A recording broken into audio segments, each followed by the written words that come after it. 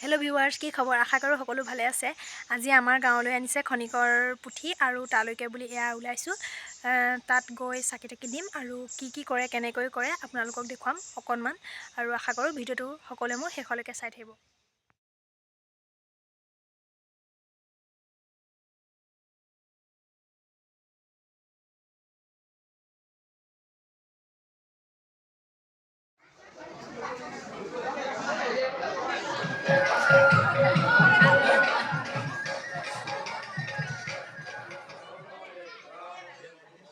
সন্মুখত মানুহ পালে মগজু সেই সময়তে এই পুথি কিভাগ মানে ৰঙা কাপোৰে বন্ধা আছিল চাৰিফালি পুথি।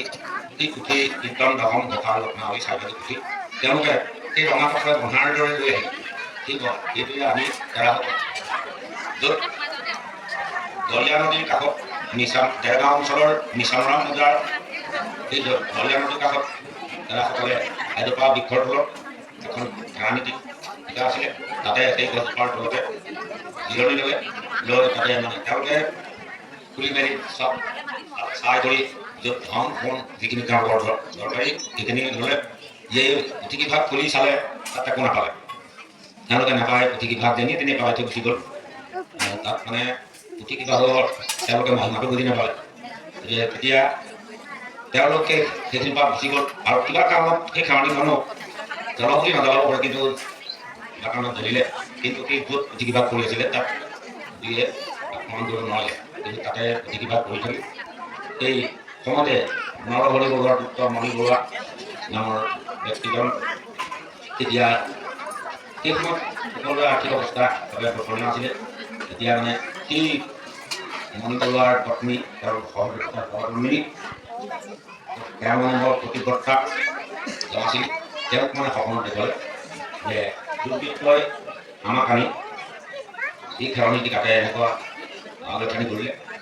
গতিকে সেই পুথিকেইভাগ যদি তোমালোকে আনি আমাক সন্তুষ্ট কৰিব পৰা, তোমালোকৰ সকলো দুখ গতি অপায়মানত আমি দূৰ কৰিম। তেতিয়া এগৰাকীয়ে সপোনত দৰ্শন পায়। সেই তেওঁ স্বামীটোক আপুনি ক'লে যে এনেকৈ মোৰ সপোনত হৈছে, গতিকে আপুনি যাবচোন চাবলৈ। তেওঁ সেইমতে এগৰাকী প্ৰথমতে পুথিকেইভাগ দেখিলে। আহি তেওঁ ক'লে যে পুথিকেইভাগ আছে, এনেকৈ যেতিয়া কৰি আছে মানে খেৰণীখনো জ্বলিব, কিন্তু সেই জেগাখন জ্বলা নাই। তেতিয়া মানে হ'ল গুচি আহি আলোচনা কৰি থাকিলে আৰু ৰাতিলে আকৌ প্ৰথমটো যে বৰ দুৰ্বল নাই, তোমালোকে মোক আমাক যেনেকৈ আশা তেনেকৈ আমি তোমাৰ ঘৰত থাকি শংকৰ মাধৱ আমি জনাটো আছে, গতিকে মোক চিন্তা কৰিব নালাগে। তেওঁ পাছদিনা আকৌ এগৰাকী প্ৰথমতে গৈ পুথিভাগ কিভাগ লৈ আহি এই তেতিয়াতো মানুহৰ ঘৰ দুৱাৰ অৱস্থা একেবাৰে বেয়া। প্ৰথমতে এই ঘৰৰ হেলানীত তাতে ৰাখিলে, ৰাখি অকণমান জেগা চাই মোহাৰি তাতে পুথিভাগ ৰাখি পুথিখন দিয়া আৰম্ভ কৰিলে। তেওঁ এই পুথিভাগে দেখিলে যে তাই ইমান পুথি ৰাখিবলৈ জেগা নাই। এই দুভাগ পুথি কীৰ্তনৰ ঘোষাভাগ ৰাখিলে, দশম আৰু ৰত্নাৱলী ভাগ এই ওচৰৰে দুভাগী নামঘৰলৈ সেই কীৰ্তনৰ ঘোষাভাগ থাকি তেওঁলোকে ৰাতিপুৱা গধূলি চাকি বন্তি আৰম্ভ কৰিলে। সেই এগৰাকী তেওঁক মানে সপোন দেখুৱাই থাকে, আজি বোলে ভগৱান দিব লাগে, তোমাৰ সকলো আশা পূৰণ হ'ব। সেইমতে তেওঁ চাকি বন্তি দি ভগৱান আৰম্ভ কৰে দিয়ে। সেই এমুঠি চাউল সিদ্ধ কৰিলে তেওঁ প্ৰতিমা যত আহে সকলোকে দিব পাৰে। আৰু সেইমতে তেওঁ মানে এতিয়া যেনে তেনে দুবেলা দুমুঠি খাই থকা মানুহ, গতিকে টেকেলি যেমুঠি চাউল থলে টেকেলিটো পূৰ হৈ থাকে। সেই অনুপাতে তেওঁ মানে সেই ভোগ দিয়ে, খবৰ দিয়ে যে আমাৰ পুথিভাগৰ ওচৰত ভগৱান দিয়া। সেইমতে আহে, সেই এমুঠি চাউল সিদ্ধ কৰিলে সকলোকে দি তেওঁ তেওঁলোকক খাবলৈ পায়। ঠিক সেইমতে থাকিলে তেতিয়া আকৌ ৰাজহুৱাকে এই খেৰ কটা কাটি নামঘৰত যায়। সেই নামঘৰত চাবৰ কাৰণে খেৰ কাটিবলৈ প্ৰতি ঘৰৰ মানুহে দুপৰীয়া সাঁজ দিব লাগে। কিন্তু সেই মণি বৰুৱাক ক'লে যে অহা কালিলৈ তুমি দুপৰীয়া আহাৰ পাব লাগিব। তেওঁ আহি ৰাজহুৱাকে ক'লে যে ৰাজ এনেকৈ কৈছে, গতিকে এতিয়া ইমানখিনি দ্ৰব্য আমি নাই কেনেকৈ সন্তুষ্ট কৰিম।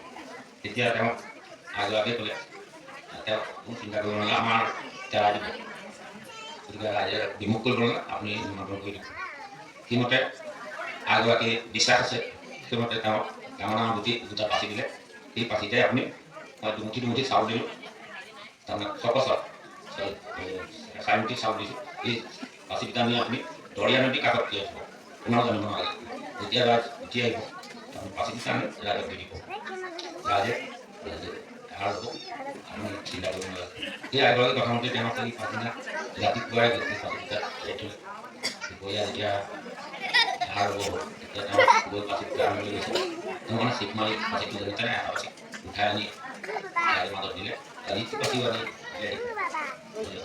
যেতিয়া ৰাইজে সুধিছে যে তুমি ইমানখিনি দ্ৰব্য ক'ত যোগাৰ কৰিছা তেওঁ তেতিয়া চকুলো দুধাই গৈ তেতিয়া ৰাইজে ক'লে যে তুমি আমাক খোৱাৰ কাৰণে তুমি ইমান দুখ কৰিছা গতিকে তোমাৰ দ্ৰব্য আমি গ্ৰহণ নকৰোঁ তেতিয়া ৰাইজক দীঘলী কৰিছে যে মই তোমাক আপোনালোকক খোৱাবলৈ পাই দুখ কৰা নাই আমাৰ গৰাকীয়ে যে এইকণ কৃপা কৰিছে তাৰ কাৰণে মই আনন্দৰ অস্ত্ৰে দুখ কৰিছোঁ তেতিয়া ৰাইজে চিন্তা কৰিলে যে এই ভালৰ কাৰণে তেওঁলোক ইমান ভাল পাইছে কিন্তু তেতিয়াৰ পৰা এই অসমীয়া লোকসকলক আহি তেওঁলোকে কাৰোবাৰ জৰণীয়া বা কিবা শান্তি হয় কাৰোবাৰ কিবা এটা চাকৰি যাবৰ কাৰণে এই কৰে তেওঁলোকক আহি চাকি বন্তি দিয়ে ভোগ মানুহ দিয়ে সেইমতে তেওঁলোকৰ আশা পূৰণ হয় এইটোৱে ঘৰতে ঘৰতে পুথিবিলাক মানে সকলোৱে ধেৰ ওচৰীয়া মুছলমানৰ মাজতে নামিলে তাৰপিছতে ডেৰগাঁও পালেহি তাৰপিছত গোলাঘাট পালেহি এনেকৈ মানে খবৰ দিনলৈকে পালে আৰু যে আগৰ চাকি বন্তি দিলে সকলোৰে আশা পূৰ্ণ হৈছে